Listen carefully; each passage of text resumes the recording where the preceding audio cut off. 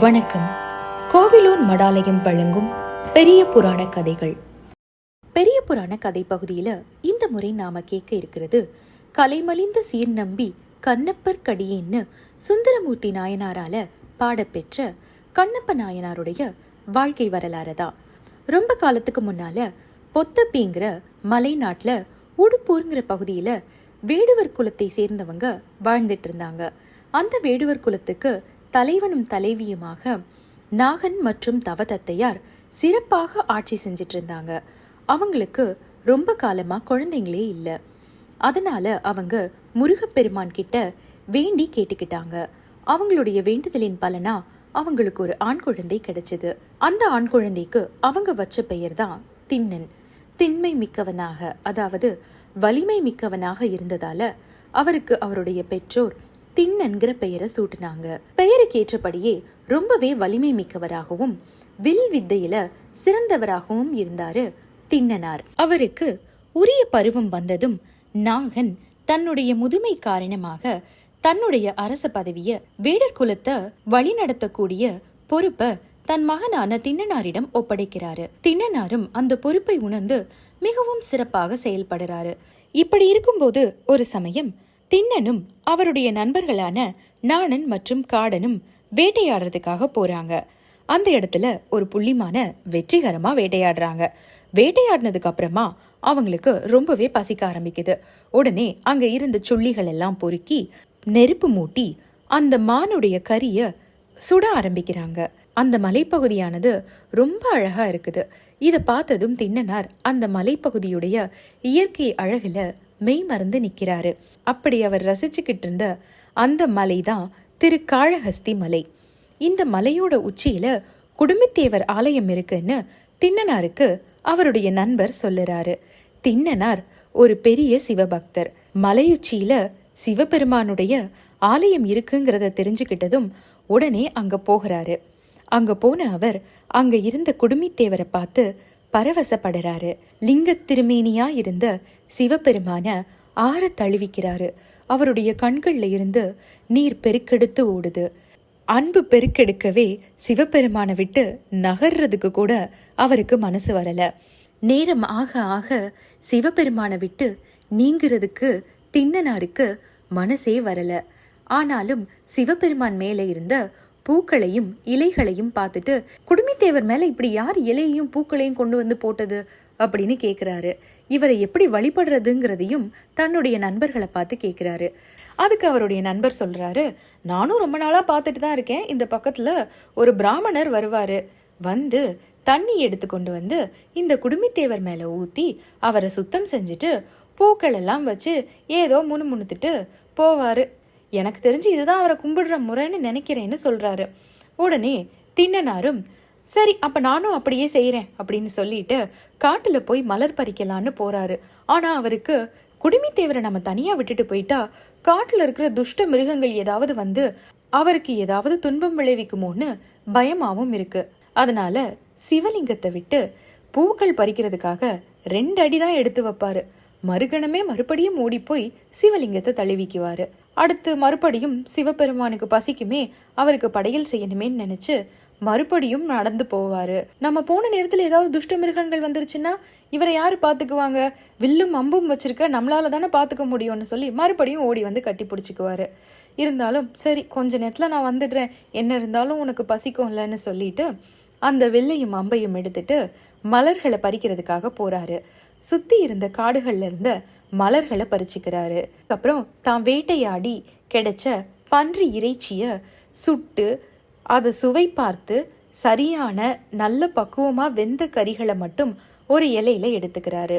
அதுக்கப்புறமா குடுமித்தேவருக்கு அபிஷேகம் செய்யறதுக்காக பொன்முகலி நதியில இருந்து நீரை தன்னுடைய வாயிலேயே எடுத்துக்கிறாரு. இதையெல்லாம் எடுத்துட்டு வந்து செருப்பு அணிஞ்சிருந்த தன்னுடைய காலால குடுமித்தேவர் மேல இருந்த இலை தழைகளையும் பழைய பூக்களையும் தள்ளிவிடுறாரு. தன் வாயில கொண்டு வந்திருந்த அந்த நீரால குடுமித்தேவருக்கு அபிஷேகம் செய்யறாரு. தன் கையில இருந்த பூக்களால அவரை அலங்கரிக்கிறாரு. அதுக்கப்புறமா தான் கையில கொண்டு வந்திருந்த அந்த இறைச்சி துண்டங்களை குடுமித்தேவர் முன்னால வச்சு அன்போட பரிமாறி சாப்பிட சொல்லுறாரு. அவருடைய இந்த அன்பு சிவபெருமானையே அசைக்குது.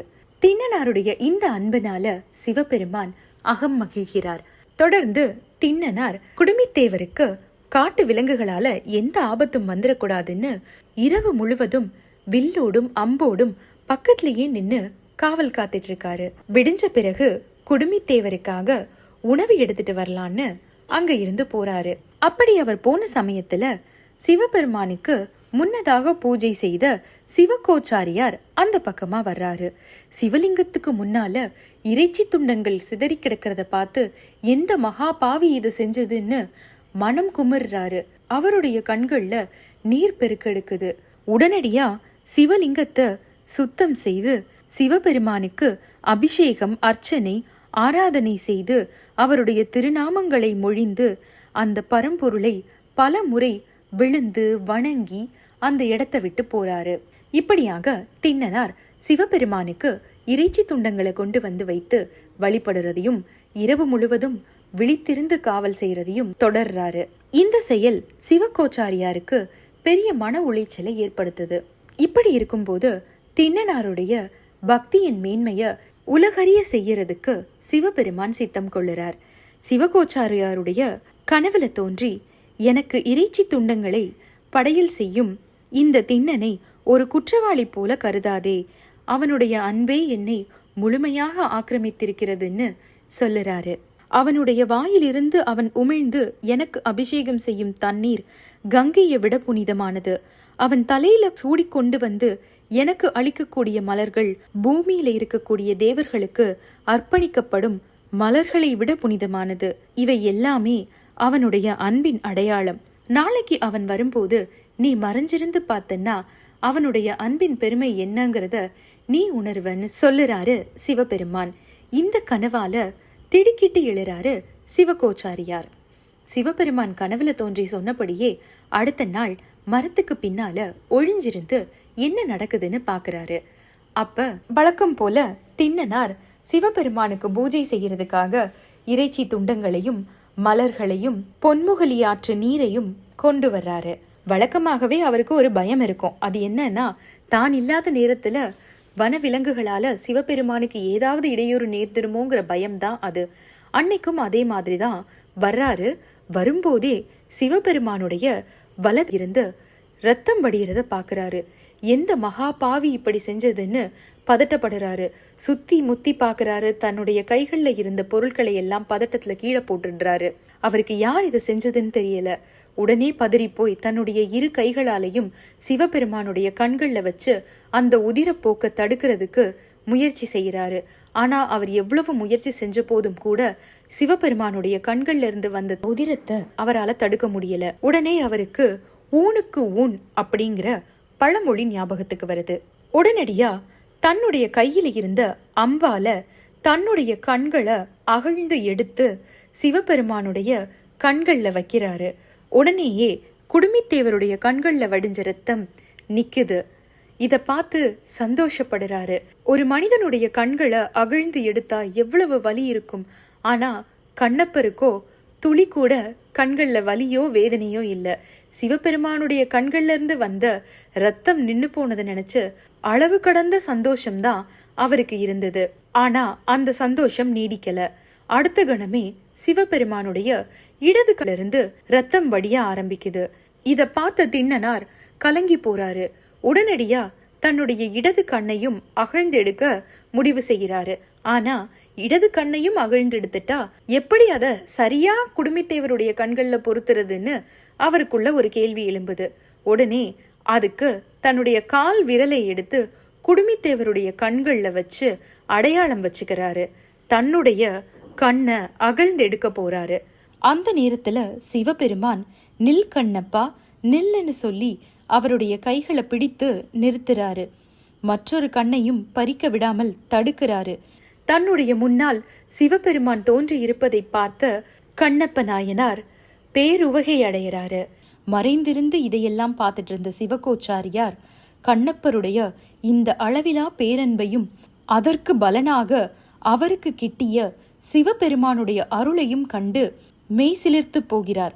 தன்னுடைய பேரன்பினால் சிவபெருமானை நேரில் கண்ட கண்ணப்பர் சிவபெருமானுடன் இரண்டர கலக்கிறார். கண்ணப்ப நாயனாருடைய இந்த அன்பை உயர்த்திதான் நாளாரில் கண்ணிடந்து அப்ப வல்லேன் அல்லன்னு பட்டினத்தார் குறிப்பிடுறார். மாணிக்க வாசகரும் தன்னுடைய திருவாசகத்துல கண்ணப்பன் ஒப்பதோர் அன்பின்மை கண்டபின் என்னப்பன் என்னையும் ஆட்கொண்டருளினார்னு குறிப்பிடுறார்.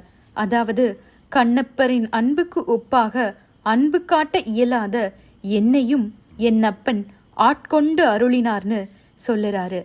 இப்பேற்பட்ட கண்ணப்ப நாயனாருடைய குரு பூஜை தை மாதம் மிருக சீரிஷம் நட்சத்திரம் அன்று நடைபெறுகிறது. இந்த பகுதியில் நாம தொடர்ந்து கதை வடிவத்தில் கேட்க இருக்கிறது எரிபத்த நாயனாருடைய வாழ்க்கை வரலாறு தான். நன்றி.